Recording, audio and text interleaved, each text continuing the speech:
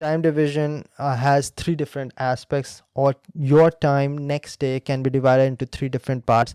Number one, sustenance. Now, whatever you require to sustain your life, and that can be a 9 to 5 class for students, like you're in college, you're having classes all day on the working days or weekdays. All right, fine, you cannot do anything about it. You want a degree, you got to go to classes. So that time is basically not flexible.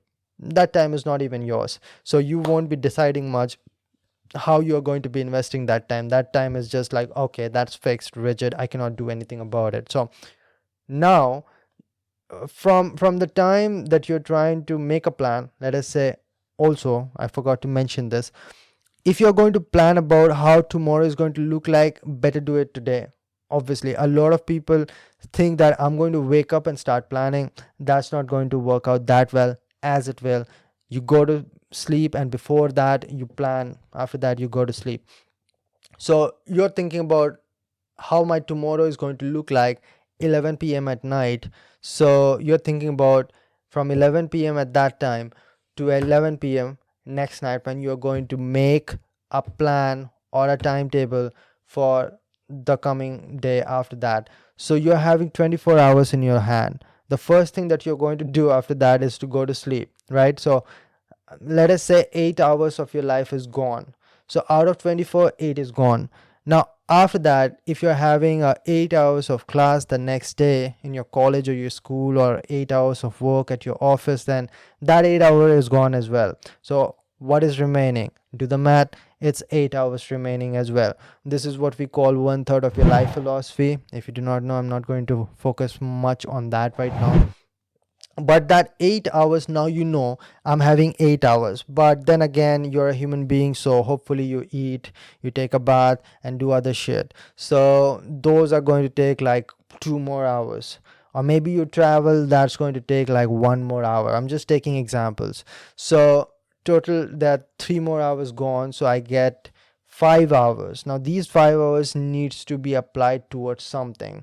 So let us say I need an assignment done, so that's 1 hour. Now I have 4 hours, right? So you're having like five tasks that you want to do, but you have only 4 hours, and one task is going to take like 2 hours, another is going to take 1 hour, and the third one is going to take 1 hour. So the two tasks won't be done. We know this. So that is why priority list is very important. You make a priority list and you mark that this task is going to take this hours, this task is going to take this hours. Okay, now let us see how much time I have. Okay, I have 5 hours of time, so I'm going to pick the first one.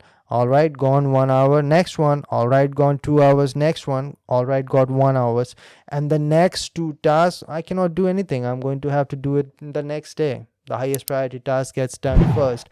So that is why time management is as simple as knowing how much time you have the next day and having a priority list. And once you're done with that, well, set it in your Google Calendar. I'm going to do this, like you have a tentative idea of how your next day is going to look like.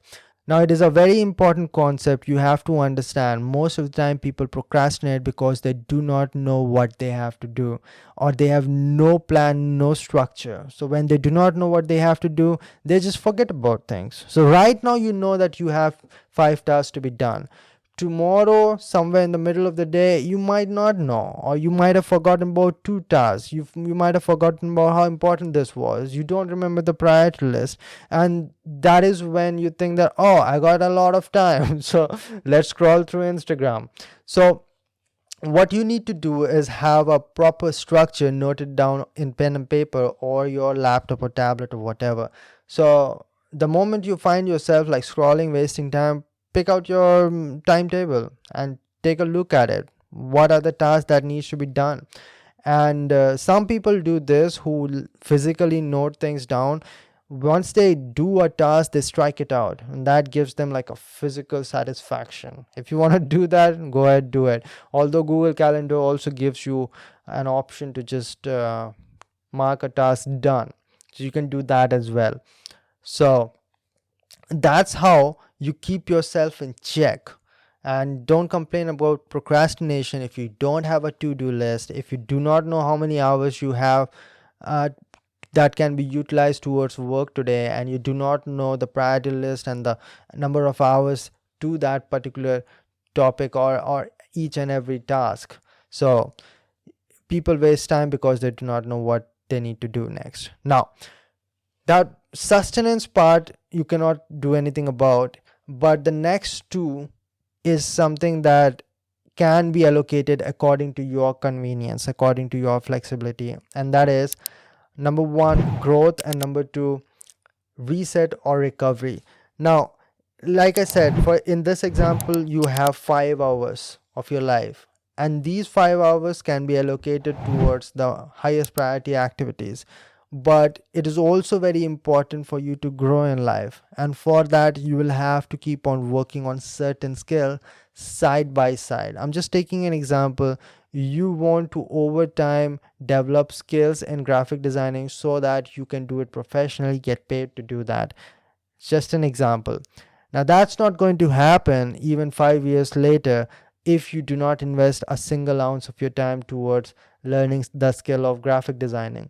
So you have to understand that some things needs to be done underground in the cave without any appreciation, and you have to consistently do it for months and years, and then you reach a point where you have unbeatable, unmatchable skill in that domain. And that is a very important concept that most of us ignore, and that is why most of us stay where we are.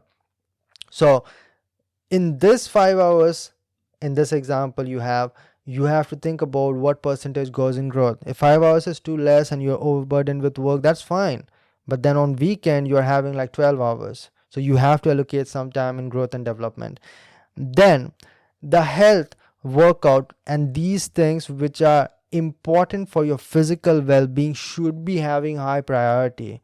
Don't do this that I'm so much tied in my job or my college that I cannot invest time, even 40 minutes, for my physical health. And if you are having a job which doesn't allow you even 40 minutes to work on your physical well-being, which is ultimately going to be your mental well-being, then you should quit your job. Simple. Like, this is a horrible job, and all you should be thinking about is that what do I need to do to quit my job? Or you're just lazy. Like, you're just lazy and you'd rather check out Netflix for an hour than to go to gym. What happens all the time, this especially happens in the corporate society when people start working and having jobs, is that they start aging ridiculously fast. And this does not happen as much during college, is because you're super young at that time. You're barely like 21, 22 years old. So it's okay. Your body can take abuse. But over time, when you're like 25, 26, 27, that's when you start seeing the symptoms. Hold on. Sorry about that. And the last one was rest and recovery, which is already covered partially. Like, I'm not saying the only rest and recovery should be the 8 hours of sleep that you get. I understand that if you want to invest some time in entertainment, that's fine. But I would say that I have a tentative plan. Like, if you're having like a 5 hour straight work, then it is very appropriate to put an entertainment right after that of an hour or so that after that, when you start working, you feel refreshed. Right? Don't do that. I wake up and then 1 hour I'm checking out Netflix, and then I go to office, and then it's a hell of an 8 hours, and then after that I'm having a 5 hour straight work again.